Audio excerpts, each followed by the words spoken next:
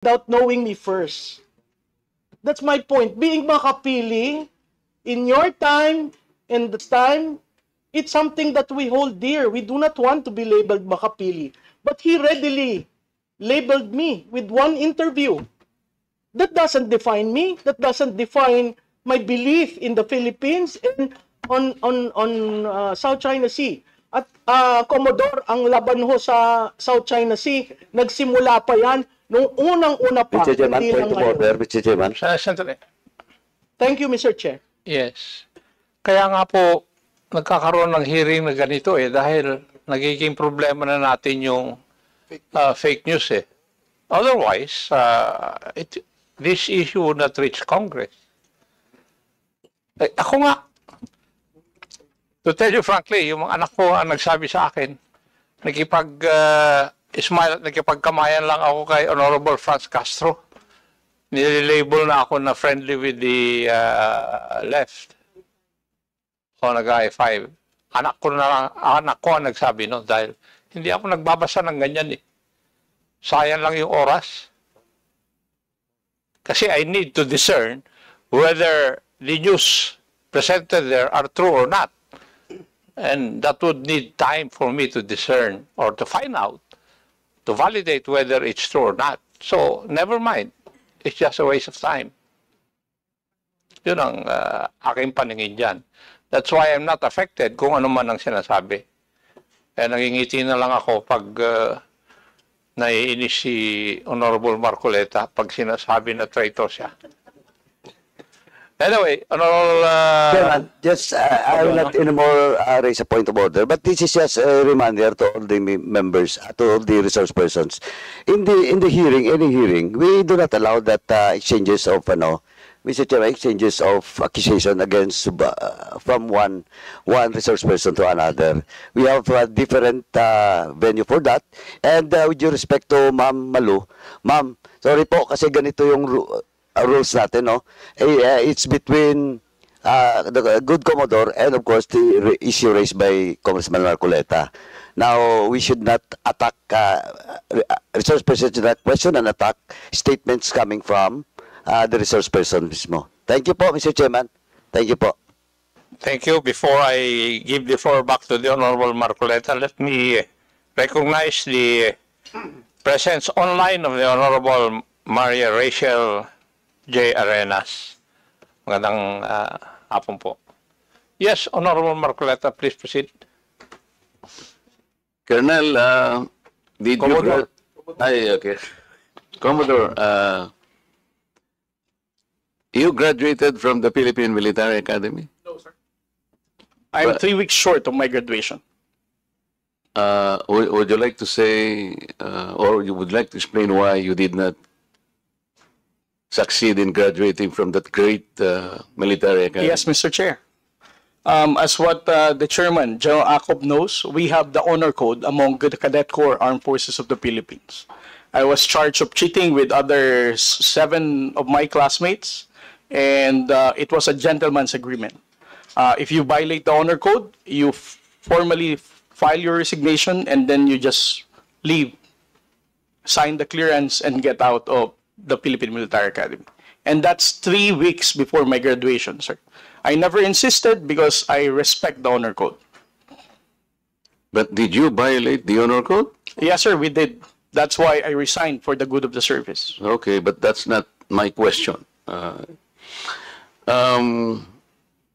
We need to defend our exclusive economic zone with all our might and with all our life, because it is ours. Hindi lamang yung EEZ, merong continental shelf, territorial sea and all this. These are maritime rights, which even the UN Convention of the Law recognizes. We had an award, yung arbitral award between the Philippines and China, and the subject matter is the South China Sea. You know that, Yes, I'm sure. In that particular award, the tribunal ruled that the Scarborough Shoal is a traditional fishing ground. Yes, sir. I'm sure you studied that. Traditional fishing ground proceeds from the traditional fishing rights, or TFR, which is a private right fully recognized under public international law. Yes, sir. You agree? Traditional fishing ground. And in that award, the tribunal said, well, the Vietnamese, the Chinese, and the Filipinos can freely fish in that area because it is a traditional fishing ground. Mr. Chair, I think the good Commodore and the rest of the agency that is bound to protect our fishermen could have started along that line. Because a traditional fishing right is a private vested right. It does not concern territory. Sa aking palagay, Mr. Chair, mas magandang maging magandang simula yun. Let's talk to China. And I believe China will recognize the traditional fishing right. Because in the year 2000, I will remember that they had an agreement with Vietnam in the Gulf of Tonkin. If you will study that. Nagkaroon sila ng agreement and they divided that fishing ground among themselves. Something that we can also do para hindi tayo nagkakaroon ng girian. Pinag-uusapan lang naman dyan are the living resources in this particular area. Bakit hindi po natin binibigyan ng emphasis? Why don't we initiate something positive along that line? We had that tribunal ruling. Sabi niya, it is a traditional fishing ground. Bakit hindi natin sila kausapin on that basis? Marami tayong jurisprudence, international jurisprudence. In 1974, pag-aralan po ninyo, Mr. Chair, yung mga maritime cases that was ruled by the tribunal. Yung case ng Federal Republic of Germany against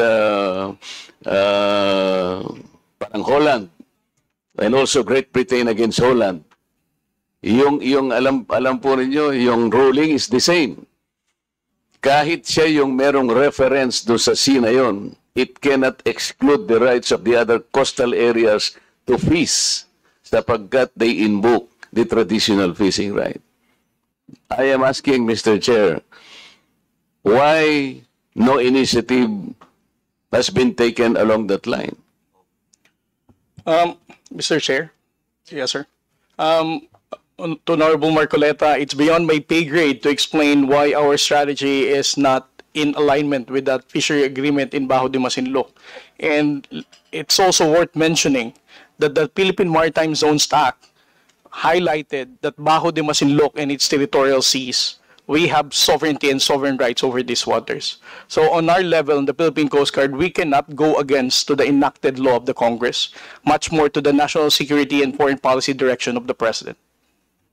I am not saying that it is within your pay grade to discuss it with the Republic of China. What I'm saying is maybe because you are a member of the Philippine Coast Guard, you could have talked to the other agencies of government higher than you that we could be initiating this along this line.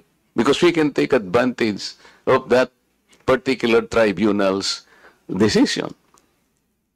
Hindi ba? Pwede naman natin gamitin yun eh. Sabi ko nga sa'yo, ang daming cases, maritime cases, disputes ruled by the same tribunal. Oh, ito. Gamitin natin because they are all involved traditional fishing rights. Eh, yung arbitral award natin, eh, sinabi nga that the Scarborough Shoal is a traditional fishing ground. So, sinasabi ko lang, pwede tayong mag-initiate along this line because we are backed up by the award. And another, Mr. Chair, have you read the entirety of the UNCLOS? Not the entirety, sir. I won't pretend that I have. Even if I read, I'm not a lawyer. I have a PhD in international relations, but I'm not a legal person. So I won't claim that I fully comprehended the contents of the entire UNCLOS. Understood. Okay, so what about the aspect